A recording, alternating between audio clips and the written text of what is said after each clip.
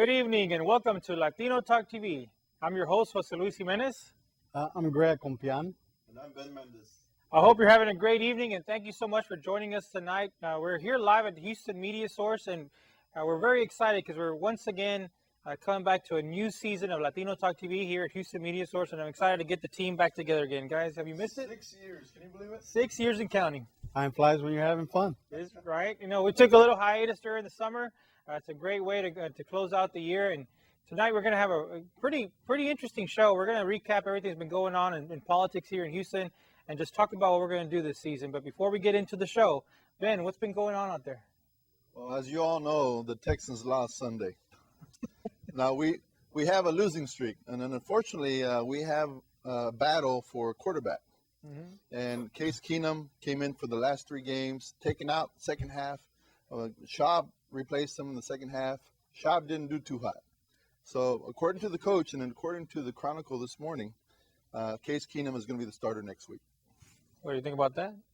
I tell you what, I think the whole organization needs to be retooled completely. Starting coach, quarterback. We're going to lose some of our good talent. But before we talk about that, during our hiatus, like Jose said, our good friend Ben Mendez ran for city council. He came in short, but he worked his butt off, and congratulations to you, Ben. Thank you. Stay in there. We need you out there. Yeah, We congratulations. need leadership all across the board. Oh, most definitely. Most definitely. So let's talk about the second issue. The runoff elections are coming up. Mm-hmm. And as you all know, we have a tight race for District I. We have Gracie Garces running against Robert Gallegos. What are your thoughts on that race? Me first? Go ahead. All right, here we go. I actually think it's going to be a very interesting race. You know, we're really talking about 2 camps. You know, what they call in the community the Mark Campos, Gracie Garces, you know, James Rodriguez, Carol Alvarado camp, and on the other side we have the Robert Gallegos, you know, now Senator Sylvia Garcia camp, right? And it's unfortunate people see it that way, but in reality, it's the 2 powerhouses are once again in this situation. And also, got to give credit to the 2 candidates. You know, Robert Gallegos has years and years and years of service, along with Gracie Garces at the grassroots level with the super neighborhoods and everything else. So who wins? Who wins? Man, honestly, I don't know. I think it's going to be neck and neck. I have to give a toss-up. I think Gracie might go ahead. Your thoughts, Greg? Whoever it is, there's a lot of things going on in this particular district. You know, for the next 6 years, all the economic growth of the city is kind of pushing east. So we need someone who's really understanding and be an advocate for the people. And there's a lot of issues that affect the community. Unfortunately, we fall short on who we've been electing to represent us. And we've got to encourage the people to get out there and vote, because really the leadership right now, there's a big vacuum lack of leadership, starting with some of the names that you mentioned. I mean, if you look at what was on the ballot in Pasadena about the at-large districts, you know, that was lost by 60-something votes. Well, let's talk about that because our viewers probably don't know what happened. Pasadena had on the ballot whether or not they should get rid of single-member districts, okay? So they were going to go to a full at-large system. In other words, all the council members were going to be voted at large. And that passed, and by the slightest margins. So that means it's going to be more difficult for Latinos to be elected in Pasadena.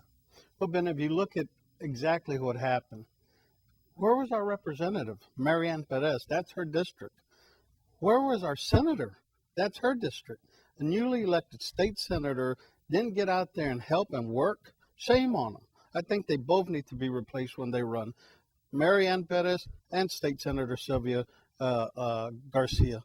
And people need to remember that when it's time for them to get reelected, they need to hold them accountable. 66 votes, what's going to happen, there'll be a trickle effect. And it'll go to the college level, which you're already talking about that at HCC. And what happens is they're weeding out minority representation. It happened at Long Star College that was overturned at the Supreme Court. So you need to hold your elected officials accountable. And ultimately, what's happening, there is a lack of leadership. So, what can those elected officials actually do? Because we have such voter apathy out there that even when you get people to go out there every day, I mean, Ben, I think he walked more miles. I think he ran or walked like 40, 50 200 miles of that. I don't know the count, but it was a lot of miles that You we know, walked. Well, we go talk on those roads, but the people are not getting out of their chairs to go vote. well, I tell you what they can do. First and foremost, not be afraid of the crazy Tea Party people that beat them. That's who beat Sylvia as a commissioner. Mm-hmm. And trying to appease and looking at the numbers and that voting block and trying to protect themselves for the next election instead of being a representative of the people. Shame on both of them. They both need to And be you voted say out. shame on them, and but what can they actually do? Well, first You of know, all, are they going to go door knocking also? that they went door knocking to get elected. Mm-hmm. They've got a war chest. They could have put some money in. They didn't give $1 to that initiative. And that's why I'm saying shame on them. And they should be held accountable. And people should remember that when they run again for re-election. And they both need to be out elected. No. So we're taking a step backwards in Pasadena. And it'll be interesting in a couple of years what happens when the Hispanics actually start winning some of those seats. Will they go back to district? That's another story in itself. Houston, for example, we fought for 2 more districts with the lawsuit this past couple of years. So we went from 9 single-member districts to 11 single-member districts, and we have 5 at large, and then of course we have 1 mayor. So that system, we have 17 council members if you include the mayor. It'll be interesting if it changes over time when Hispanics start winning these seats. But the Hispanics aren't winning these seats. Well, look at what we have. We don't even have enough Hispanics running for office. We have a lot of apathy in our community, and it's unfortunate. And like Greg said, we should have had some of our leaders get out there up front. Where was the council member for Pasadena, the Hispanic? He worked his butt off. He did. Okay. He did. Where were some of the leaders from Pasadena, the Hispanic leaders? Where were they? Where was the community activist? We should have been out there up front. Okay. And you can always say those things after the fact. We should have, we could have. Yep. And here we are once again, the same low numbers in voter turnout, the same situation again. And it looks like somebody has to either be dying or they have to take something away for the people to get up and go vote. Well, that may not absolutely be true, and I'll tell you why. Because there needs to be a spark plug, and you said it in your opening comments about the 2 powerhouses. Bull, there is no powerhouses. Because what happens if we lead people to believe that, then it keeps young people from wanting to run unless they're in one of those houses. Mm-hmm. No, we need to be a lot smarter about electing our elected officials rather than thinking that we're going to let 2 communities decide who represents us. That's wrong. Okay, so what's the solution? Well, December, the first Saturday is the runoff election. Mm-hmm. So voters have an opportunity to elect new leadership. And by the way, Roy Morales, again, is in the runoff for city council at large, and he's running against Kubash. So there's another reason for Latinos to get engaged. Whether they support Roy or not, doesn't matter as long as they get engaged with the process. That's the important thing. It's also interesting that we have a HEC race. We have Adriana Tamez and Elena Garcia. Elena Garcia is, of course, the incumbent. Mm-hmm. Adriana is running against her in the runoff, and Adriana was ahead at the very beginning. So it'd be interesting what happens with that seat. Any other races that are important out there? Well, that particular race that Ben talked about is you have grassroots efforts on Elena Garcia's. Adriana Tamez has gotten big checks from downtown people. So basically, like you said, the powerhouses, Boston, and you were saying earlier, well, the downtown boys are basically pumping money into Adriana Tamez for procurement opportunities down the line. It's bottom line. That's all what it is. If you look at the number of the Hispanic community within that system, and look at how we're not being represented. Another thing, Sylvia Garcia, what she did is she endorsed a male, Anglo, gay candidate to run against a Hispanic female. Shame on her. People need to know that, and people need to hold her accountable for that. Newly elected. I mean, there's the problem in the leadership. And what happens with that, how are you going to get young people excited? You're not. The other race that was very interesting, we had the chairman of the board of Houston Community College, Mr. Bruce Austin, been in office for probably 20 years.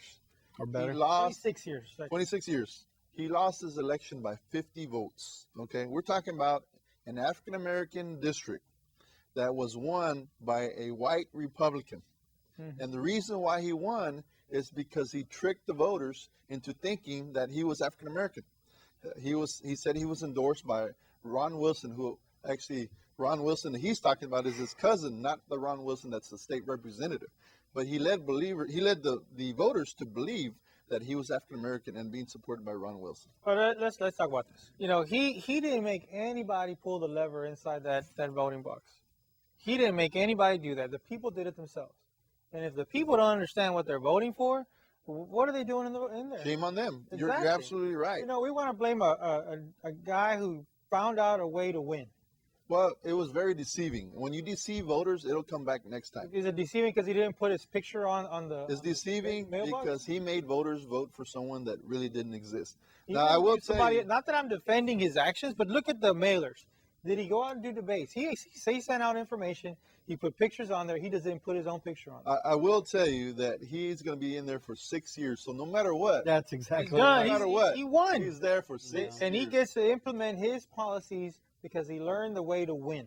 Yeah. And if you look at that whole system at HCC, you know, HISD, HCC uses our community because of numbers to try to get bond referendums passed, but they provide no procurement opportunities within the community. And that's what the trustees should be out there working for, not for the guys downtown that are writing $10,000 checks.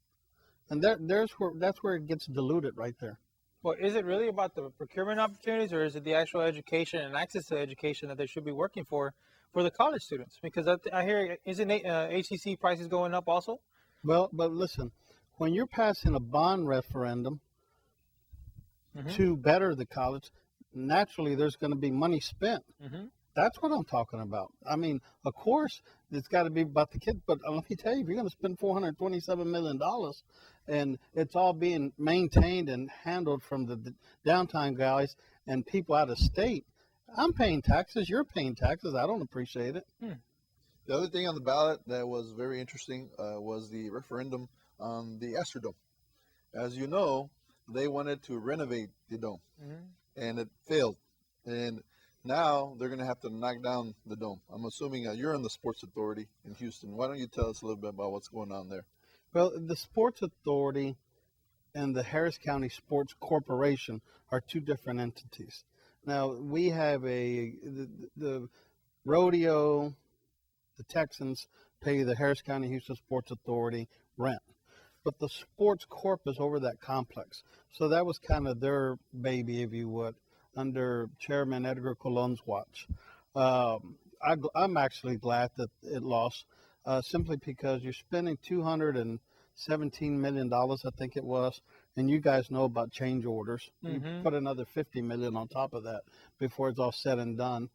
And we're still heavy in debt on the other stadiums. And not only that, you bring in $20,000 people into that complex. Where are they going to sleep? There's no hotels. The infrastructure is not there. It was it wasn't well thought out, and I think that another person needs to be held accountable, and that is the county judge and Edgar Colon. Let's go on to the state level. Now, you know, Wendy Davis has pretty much announced she's going to run for governor against Lieutenant Governor Abbott. And Senator Vanderpute, who just recently announced her intentions to run for lieutenant governor, and she's going to run against Senator Dan Patrick. So you're going to have some powerhouses running for the top two positions in the state of Texas. Now, the question is, because you have a Latina and of course, Wendy Davis running for the top two positions, is that going to attract women to come out and vote and support them? Well, I guess we're going to have to find out in a little bit, because we have some guests that we need to bring on, and we can get deep into that conversation. Okay. Well, then let's go on to the next topic, Obamacare. And now, you know better than I do, it pretty much blew up in Obama's face. President Obama pretty much had to apologize for some of the things that were said previously. And so people are just now finding out that it's going to cost them more than they thought. It'll be interesting to see what happens. They had very few people sign up online for Obamacare. And there's a big push right now to get people registered in Texas. Now, whether they do or not, that's up to them. But we'll see what happens. What are the ramifications if they don't or if they do? I think for the small business community out there, there's a reimbursement, and it goes back I think to 2010, So there's a positive part for a small businessman like us three are, that I think you can get a refund of about 35% depending on it, and it's retroactive, so you can go back. So all the small businessmen that are out there and ladies that are out there, don't forget to ask your accountant about this, because there's potentially a lot of money set in there via the Obamacare, which is the Health Care Act. It's not Obamacare. That's a label that the Republican Party put on it. Now, the other story, we're going to talk in more detail when we have our guests, but at UT, the Young Conservatives of Texas are planning an event called Catch an Illegal Alien Day. Okay? Now, you know, that's going to stir up some questions about what are they doing it for, who's behind it. Democrats are already saying that Greg Abbott is behind it, but who knows? But we'll talk more about that once we have the guests come on. You know, they should try that when I was at U of H. That would have been an interesting situation. You can. Well, you were radical back in those days. I'm still radical. Hey, talking about U of H on Saturday night, the U of H Mexican American Multicultural Gala raised $335,000. Way to go, Tacho! Great leadership, great things happening. The stories of the two of the recipients there that. The struggles that they were through. Jose was there. I mean, I tell you, and that's a great cause, and that's leadership. That's right. That's leadership right there. The Mexican American Studies program is a great program run by Dr. Mendiola and Lorenzo Cano. So hats off to them. I think we're ready for our guest. All right. On that note, you're watching Latino Talk TV. I'm glad you joined us, and we're going to be right back with our guest. All right.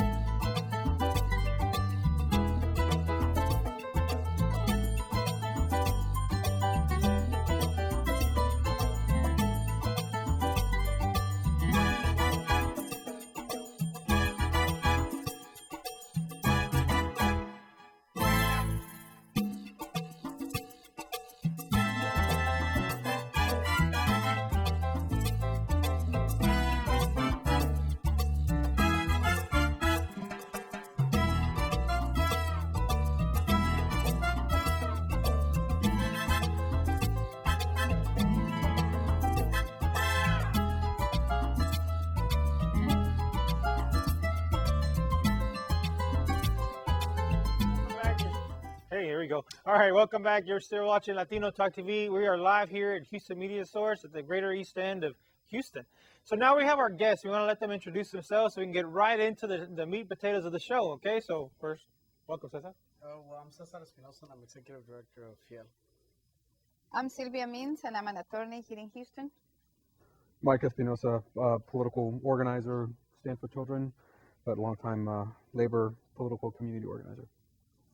All right, so let's get right into it. So let's go down the elections. Let's go local and then go all the way to the federal level. You know, we don't have any federal elections going on right now, but anyway, for the state level. So local, let's start on District I. What's y'all's opinions on what's been going on here locally? Y'all kept your eyes on it? Yes, well, I mean, I think it was a really tight race. I mean, but shows also, to me, it's I always talk and I always seem like I'm the Debbie Downer and everything, but I always tell people we're in big trouble in the sense that there seems to be a lot of voter apathy. A lot of people don't really research who they're going to vote for, but they just go for the person that said hi to them or their friend's friend and things of that nature. And to see, it's really concerning to see the races come so close because that shows that there really is a divide in the community in terms of who they're going to support and things of that nature. So, I mean, we're always encouraging people to vote, encouraging people who are eligible to vote to actually get out there and take a stand and get to know and become educated voters. Because one thing is to be a voter, the other thing is to be an educated voter. Mm-hmm. Like the ones who voted for Dave Wilson? Yeah. I actually thought that was a joke when I read it, and I really had to No, we had to a joke. research it. I mean, we had to find backup articles, and then And that was a we realized punchline it on was- the late night television Oh show. yeah. Yeah, and then Austin, he did wrong. I think he underestimated the candidate. Well, you know what that reminds me of? Sylvia Garcia's Of race course. for commissioner. Mm-hmm. She took it for granted that she was going to win, and of course she lost to Mormon. So we have Commissioner Mormon representing the Latino areas of town, if you will. And chances are, it's going to take many, many years for us to get that back. Well, you got to give credit to Commissioner Mormon. He's married to a Latina, so isn't that enough? Well, that's another topic altogether. I mean, we can talk all day about that one. Okay. But I think that on that race, we cannot blame David Wilson for what he did because I think that's one of the oldest played in the book. Many times when you're running for office, they tell you, well, don't use your Latino name, just use your American sounding last name so that people that don't know you will think you're white. And then shame on Bruce Austin for losing the seat after so many years. That means he took his constituency for granted and he didn't work as he should have worked to keep the vote. Mm-hmm. Now with District I, well, what, 15% of the population voted, the registered voters? Yeah, it's still very low, but compared to the last couple of elections, there was 8,540 votes that came out compared to an average of 6,000 and 7,000. So the numbers did increase because of the activity, if you will, because there was a lot of movement going on in District I. But I will tell you, I lost by 20 votes to get into the runoff. 20 votes. I mean, how many friends do you have that you could have called and said, you know what, we need your vote? I think all of us could have done that, right? Yeah. So it's just a lesson learned. You do not finish until 7 p.m. on election day. That's when you stop working the campaign because every vote counts. And that's really important, that every vote counts. Many people say, well, why would I go vote? My vote doesn't matter. Well, it really matters, and this election showed that. And 15%, and now I think on the runoff is going to be even lower, the turnout. Mm-hmm. I'll say this: I was really heartened by some of the results, not because my good friend Ben didn't make it into the runoff. That was one part that I and a lot of my family members who live in District I were not happy about. But I'll tell you this: that having a spread of candidates that were pretty evenly matched up across the board, you know, you had some that had, you know, fundraising advantages, some had name recognition advantages, some who had, you know, other advantages in the mix. But the fact that they all kind of came out equally shows you one thing: that we had a very qualified slate of candidates that were coming out. You know, various sides of the political spectrum that were represented, and that's a good thing for democracy. That's a good thing for voters to have the choice of who they want to talk to and who they. But I guarantee you that had there been more voter activity, things could have been different. 20 votes is nothing in the larger scheme of things. especially in a county that has this many Latino voters, in the most solidly Latino electorate in the city. It should have been by a larger margin. Well, if you look at the members of council, 16. So there's 16 different members. You got a $4 billion budget. If you did the math, me personally, I'd rather see a business person in there that has some sense of fiscal responsibility as far as budgeting and running a district. I have a problem with someone. I mean, my good friend, the late Senator Gallegos, great friend. His name is still strong. It's only obvious. That was a factor in Ben's race. But if you look at the overall picture, I mean, I personally, I don't live in the district. My business is in the district, but I'd like to see someone with some business savvy and some understanding and some being able to actually look at the big pictures to see what the opportunities in for the district with the growth that's anticipated over the next 6 years.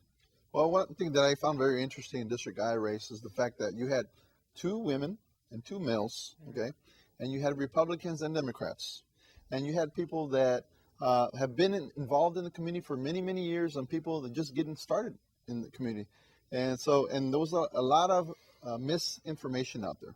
A lot of people were taking the advice from people that didn't have all the facts, and so people were making decisions who they were going to vote for based on lies or misinformation, and that was very disheartening to me, because you talk to a voter, and then 3 days later, another candidate comes out and talks to that very same voter and gives them misinformation, and they believe it. So it was interesting to see some of the tactics used in this race. Of course, Mark Campos, who is running Gracie Garza's campaign, very, very negative. I mean, extremely negative campaigner. He's one of the main ones that is that I would say is causing the voter apathy because of the negativity in campaigns. And it's unfortunate that we have people still like Mark Campos running campaigns in the city of Houston. Well, here, we're throwing stones, but he's not here to catch him. So, in his defense, and yes, I'm actually going to say it, in his defense, I'd like to invite him so he can actually come back and put the cards on the table. Oh, we would love to have him on the show. You say that he's a negative campaigner, but isn't that everybody's campaign across the board? No, not necessarily. Mark Campos is known for negative campaigning. I mean, if you ask anybody in the political arena, they'll tell you that. So it's nothing new. Is it that, or does he knows how to win? He knows how to win. Okay. Most definitely, he's proven it over and over again in certain races. He's the go-to supposedly for the Hispanic community, and it's unfortunate because he's very negative in campaigning, plain and simple. If you look at the bigger picture of this, if you look at Ed Gonzalez's last term, so he has 2 years. Whether it's Grace or whether it's Robert, it's going to be a Hispanic, which is good. Okay. That large, I think it's going to be tough for Roy Morales to win. But be that as it may, the demographics of the area of District H is changing. If we're not careful, that historically Hispanic seat will go due to the lines and what have you, and voter apathy. So there could potentially be one Hispanic on city council out of 16 with 42% of the population. Give me a break. I think you make a very, very important point there. I mean, there's any way you shape it, and from whatever side of the political spectrum that you come from, if there is not that level of representation on the council, we have a serious problem. And one of the great American cities, how Lorenzo Cano used to put it, this is one of the great American cities, and if we're not careful, then this can be something different, not a representative democracy, not a representative, our institutions not representative of what their community should reflect. And this goes back to voting for people that are not Latino. As you know, the Tea Party, they see a Latino name on the ballot, chances are they're not going to vote for that person. Okay. They did for Ted Cruz? Well, Ted Cruz was an exception because he's part of the Tea Party. Okay, so does it matter if you're Latino or not? He's an exception. Really go into that. He's an exception. I mean, you really got to talk about it because we're talking about race. Is it too late to find a new co-host? Hey, let's. I mean, we're not going to always agree. Whose side are you on? Ted Cruz. El nombre, Ted Cruz, and he won. I mean, I'll say right now, I never and will ever vote for that man, but he's a Latino and he's our senator. Yeah, but I think if the elections were held again for Ted Cruz's seat, I think you would see a different outcome because they found out how Ted Cruz really is now. I wouldn't agree because the Tea Party, he's the darling of the Tea Party. Yeah. And the difference between the Tea Party and the majority of the people is that we don't vote. We are not excited about going and participating. The Tea Party, they are really organized. They go, they vote, they lobby. I agree with you on that point, but you got to remember there was a lot of Latinos that voted for Ted Cruz because he was Latino, and then they found out about Ted Cruz after the fact. So those people are going to vote against him next time. You know, if you look at you young guys, Thank you. you know, and it's interesting to hear your perspective. So you ran for office. You scraped your knees. I mean, you guys are out there, y'all, and what is it going to take? Not hearing grumpy old guys like me speak, but to energize that base.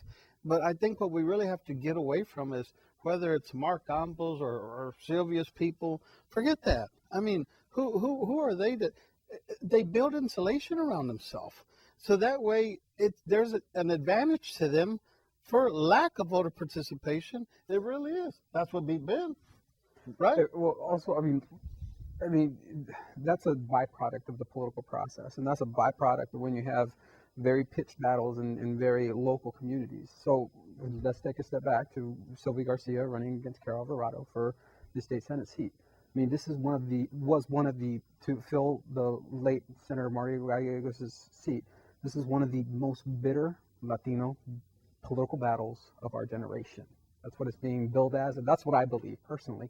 And personally, I was drawn into this because of the political back and forth, right? When I think even in the District I race, there were people who said, man, this was one of the most pitched, bitter, horribly negative campaigns that was run in the last 10, 20 years. Do we want to really jump into this again for very qualified, very homegrown, grassroots-based candidates that are in this race now for District I? So, I mean, politics has its good points in that you have the candidates, people who come from the district, who represent the people that can run and have good ideas, but then you also have the tactics and the plans to win that have byproducts, right? And when you start casting those stones, you can't take them back. You know, it's there. So what are the campaigns or the tactics in Houston campaigning? Well, I found it kind of interesting that they were creating fake Facebook accounts, fake Twitter accounts, sending out emails under different names so they wouldn't be tagged to it. But they were sending out misinformation either to the media or to voters. Just these social media tactics that they use nowadays is very different than in the past. I mean, and I think that's one of the things, the generational shift also. I mean, and I think that in order to change politics in Houston, it's going to take, number one, people really, us homegrown, like new young generations to become involved in the political process, which we have a lot of young people who are really involved now, which I always push them and I tell them as soon as you get ready to run for office, we'll help you, but it also takes a lot of resources to do that. And we as a community need to figure out a better resource to give money and to invest within our community so that we can help these. We've been talking for the last couple of months about the fact that one of the things I firmly believe that one of the reasons why the Latino community has not grown is because we don't support each other. There's still the crab effect, and where we see that because you've done really good, I'm gonna hate on you because because that's not acceptable in our culture, and we need to change that mindset from within in order to help each other and build each other up as a community. Another thing to answer what you say, how do we engage the community? I think that the immigrant community is growing. We have brand new citizens every month by the thousands, but they don't participate in the political process. And I think that the reason why is because they don't understand it. Oh yeah. You know, in our countries, I'm from Guatemala, we don't have elections for judges and for all and elections every year like it happens here. I think that the very first step we have to do to engage the newly U.S. citizens is to educate them about the political process. Once we educate them, then they are going to start participating. I remember when I just came to the U.S., I didn't understand. I would see always campaigns and campaigns, but I didn't know what was going on. And now when people that are immigrants tell me, why would I want to vote? The president doesn't do anything for me. This doesn't affect me. I always answer, You know, if you ever go through a divorce, the family judge that is going to divide your estate, that is going to decide about child support and your custody issues, is an elected judge. So don't tell me that the judges or the people that are elected to office don't affect you, because they affect you at every level, every day. Yeah, you know, one thing that we forgot to mention earlier, we had talked about UT, that student organization, the Young Conservatives. We're having Find an Immigrant Day, or what was it called? Catch an, Catch an catch an illegal. Catch an illegal. Illegal. Day. It's an actual event, right? Why don't you tell us a little bit about what that event is? Actually, hold on a second. I think we actually have a call. We'll answer that in a little bit. We have a call in. Caller, you're live on the air. Hey guys, listen. I heard about what's going on when you were talking about Ted Cruz. Let me tell you this: the people voted for Hold on. voted for Ted Cruz. Wait, who Who are are you you? speaking to? Oh, Javier. Oh, hi, Javier. Thanks for calling in. But listen, guys, when you talk about Ted Cruz, the people voting for Ted Cruz out there voting for Tom Cruise. He's about as Latino as the Tom Cruise. I'll tell you that much right now. And I'll tell you that there are some dire straits ahead for the Republican Party until they start supporting Latino candidates. I think a prime example is what happened with David Medina. This is one of the guys who was best qualified to serve at the Supreme Court, and the only reason he lost because the Tea Partiers could not vote for a ethnic-looking Latino male. And that's ridiculous. And until they turn that tide around, there are some dire straits. I hope they don't, because I really want to see the conservative Tea Party go down to crapper. That would be great. But until they realize that, they got some rough roads ahead. Well, thanks for calling in. Thank you, Javier. All right. Well, I think he feels pretty strongly about the Tea Party, as do many folks. And so let's talk about this UT event that they were having on the campus. So the Young Conservatives of Texas, which is what I would consider a very volatile organization, is having the Catch an Illegal Day, which is basically what they're going to do is they're going to have some of their members wear illegal alien T-shirts, and then if you find one, you can bring them back to their table at someplace in UT for a $25 gift card. So there's various questions that arise from this. Number one is the nature of their event. They've done publicity stunts like this. They did a affirmative action bake sale 6 months ago, where they would fluctuate prices depending on your race. They're now doing this. So the questions that arise are, number one is, what is their motive, or what are they trying to get out of this? And number two is, we really should question where they're getting their funding from, because $25 for every person you catch. I mean, if it's a student organization, we really have to start thinking about where they're getting all this money from. And I know in the past, for example, U of H, there were some conservative groups that were getting money from elected officials to spread the message of hate around the campus. So it's really interesting to see what's going to happen on Wednesday. And we're actually thinking about taking a group of kids from Houston to take part in a rally, an acceptance rally, instead of a hateful one. UT is one of the most diverse college campuses in the state of Texas. Okay. And for them to have something like that on campus, I'm surprised there's not a riot.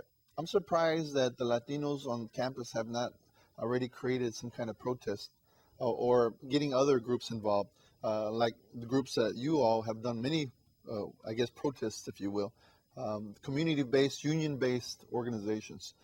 For me, if it was here in Houston, I think that you would have a lot of people stepping up to the table and having a press conference on this. I'm surprised that it hasn't happened in Austin. Well, there is one group that has already gone up to Tony Diaz and Libro Traficantes. Yeah, but they're here. Okay, they are I'm here. talking about community activists from Austin. Well, but I'll tell you what. I mean, based on their reach and everything that they've been able to do with the Arizona book ban, I mean, the fact that they have jumped on it and decided to throw their hat in that ring, and I mean, I'm glad that they're doing it, one. But two, I can guarantee you that there are groups on campus that will probably start to find a voice. That's the key of the community organizing process, is when people come together and they say, guys, what are we going to do about this? We did a similar thing back in 2006 when the HR 4437 barely passed. I mean, they sat, Maria Jimenez, Lorenzo Cano, all of us were sitting around the table saying, guys, what are we going to do about this? Let's go march. We marched by the thousands and thousands, tens of thousands, right? I mean, so I imagine that process is taking place in small rooms, small gatherings, all over campus right now at UT. If it's not, it should be. And there's actually a dreamer organization called ULI at the University of Houston. Excuse me, at the University of Texas, and they're actually having that conversation is happening right now as we speak. And they are planning a rally, a rally to counter what the young conservatives are doing. And we don't expect this to be the last time we hear from them. We know. I mean, the ideas that they have on their Facebook page are crazy. It almost feels like it is a fake Facebook page, but unfortunately, it's not. But what does the bumper sticker say? Help keep Boston weird. Mhm. Surprise. But you brought up the topic of marching, and you and I marched together. We've all marched together, and I'm a big believer that that's a good thing to do. But what's next? Because we've marched a lot, man. I'll tell you what, we march all over the place. But that's all we do. What's the next step after the march? What are we going to do? Because the voters still don't go out and vote. Okay. Well, I mean, I think we definitely need to take a step back, going back to what I was talking about earlier, and change the culture. And marching is a tool to assert community power, but there's so much work still left to do to get people empowered to vote, to run candidates who are going to go. I mean, it's a shame that we only have one and a half. We're probably going to have only one seat after that. I mean, we don't know how many seats we're going to have on city council after this. I'd like to make a recommendation. We need to set up a march on election day and march to the polls. Can we bring out people to the houses, but no van a votar? They just walk around and. Anyway. We did that around 2012, 2010, right? Do we have a caller on the air? Did somebody call in? Sorry, We can get 70,000 people at the Reliant for Tejano Day, and we can't get out and vote. That's bull. That's unacceptable. The other piece that I want to mention here is that if you think about what it takes to motivate a group of people to mobilize like that, it's almost the reaction, the visceral, emotional reaction to something that is happening to them. It's like a kid poking a bee's nest, right, with a stick, just poking it. And that's what this group did to us today at UT. They poked us with a stick and said, "You guys bring it, bring it." The guy who's in charge of it, Lorenzo Garcia is his name, I believe. Lorenzo B. Garcia. And he's Greg Abbott supporter. I mean, he came out and he is proudly saying, "This. Hey, bring it on. We love this press. You hate us? Come on. This was the purpose of this. Now it's up to us to not only be reactive and reactionary to where, let's go out and vote. Let's go out and march, but to be proactive and to take the offensive. There's been places where, like, a perfect example from history is Cesar Chavez and the grapes boycott. The farm workers had to take the offensive, otherwise their union would have been squashed. It's the janitors in 2006 took the offensive and went out on strike. They had to lead the charge in order to win, and that's the place that we are. No more reaction. We've got to take the offensive. So this brings up an interesting topic. We have a lot of Latinos or people of Latino descent who are spearheading some of these organizations that are perceived as very anti-Latino, right? This group in UT? What do you say, Lorenzo Garcia? Lorenzo Garcia. I mean, and that seems to be the topic, but oftentimes we find that these people are chosen and then brainwashed to say, and so then we can't use the racism card because they're like, oh, well, we're being led by a Latino. Same thing with Ted Cruz. We can't say that he's racist because he's Latino or is as Latino as they get. But I mean, this is a whole systemic. We're going through a systemic change, and we're going through systemic problems right now in the sense that it all trickles down to the levels of education that we're getting, and the system seems to be going against us. So it's going to really take for us to, get on it, provide resources for our community, for community organizations so that they can be community driven. Because what happens also, and what really frustrates some of our local nonprofits, is that you have these organizations who bring staffers from other parts of the country who don't understand Houston. And here they are giving us marching orders or telling them, now we're going to do this, when they really haven't been here in Houston to really see what's going on, to really see how we can positively impact and make our city growth and obviously more diverse and more inclusive. Well, I will tell you that it's kind of interesting to see how the new generation perceives what's going on. The older generation, they're used to the politicians knocking on the door and going out to the community events, shaking hands. Nowadays, it's more internet-based. So you're meeting the voters, you're communicating with the voters through internet. whether it be email, Facebook, Twitter, whatever. So there's a generational gap. Now, I will tell you from this last election, it was very evident to me that the majority of voters were over 65 in District I, over 65. And so they're not on the internet, they're not on social media, and yet they come out to vote full throttle compared to the younger generation. So there's a big gap there, and how we get our folks that are younger more active is the question that nobody can seem to get their hands around and figure out a solution. You know, you have your pockets here of people that are organizing and getting the younger generation involved, but there's masses out there that are not involved, that never been touched. The number of voters that did not vote in District I is amazing. About what, 85% of the voters didn't vote. Amazing. What do we do to tap into those voters? And a lot of those newly registered voters are new citizens, never voted in their lives. They registered to vote because that was the thing to do when they became citizens. But now what? How do we engage those folks? That's a good question. Well, then look at the voter ID. You have to present an ID to vote and what have you. So there's obstacles, and sometimes people fear a little bit of invasion of privacy, if you want to call it that. I don't know. But if you, who was the guy that ran for Senate? Victor Morales. Out of the bed of his pickup truck, stood in the back of his truck, no money. He didn't take $1 million from Austin Law Firm he got out there and just hit and I think that if someone really took that approach instead of the special interest or the $10,000 checks like some of these wannabe trustees from HCC are taking, and just got down to the root of the people, I'm a firm believer that I think that's how nobody wants to do the heavy lifting. And that's the heavy lifting. Yeah. Instead of just going to where the chiche is, the mamad, right? Say no. No, I'm not going to take your money because I'm going to stand up and I'm not going to be, if you bought up the Carol and the Sylvia deal, $1 million? That man bought a senator. There's not one of 31, there's one of 32, Now about the apathy from the young voters, I think that's going to change in 2014.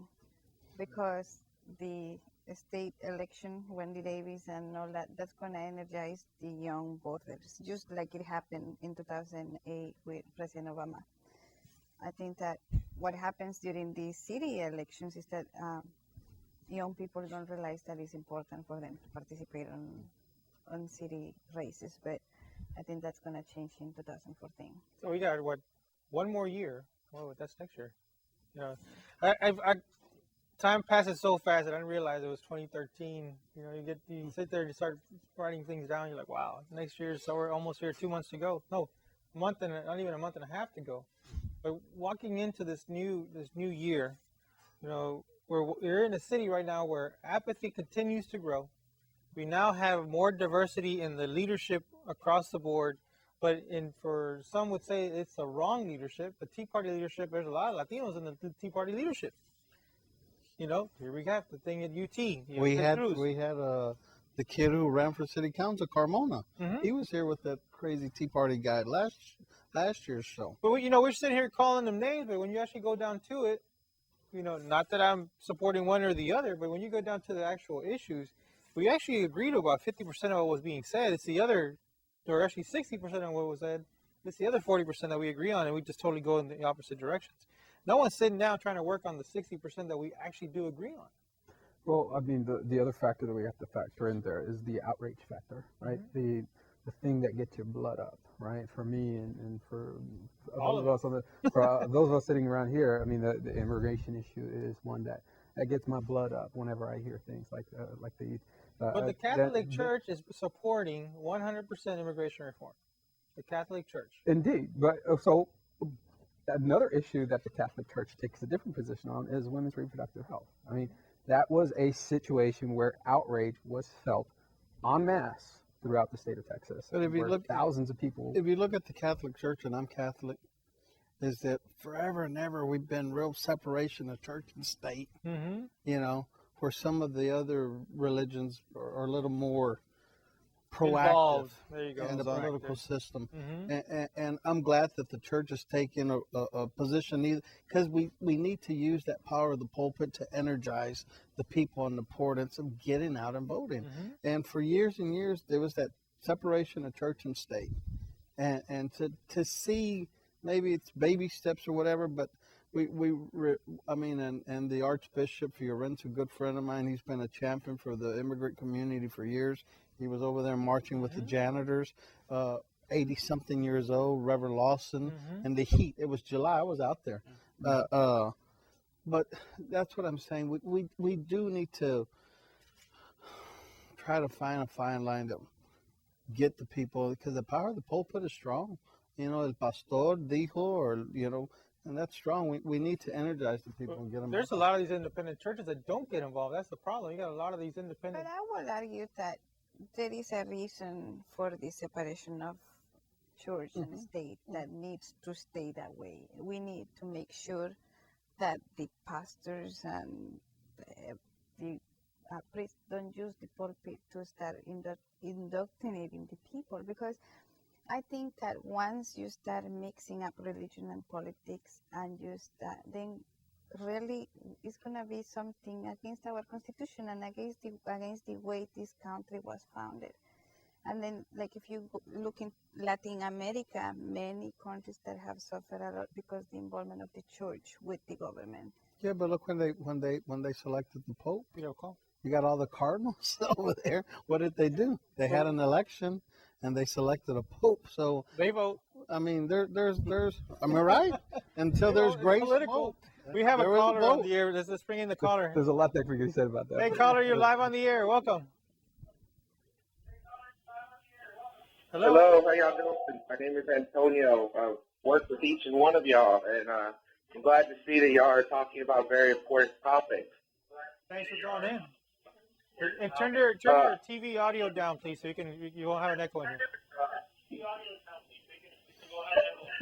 Okay, gotcha. All right. So I'd like to know, what are your stance on the saving the Gus Wortham Park, the golf course? Oh, okay.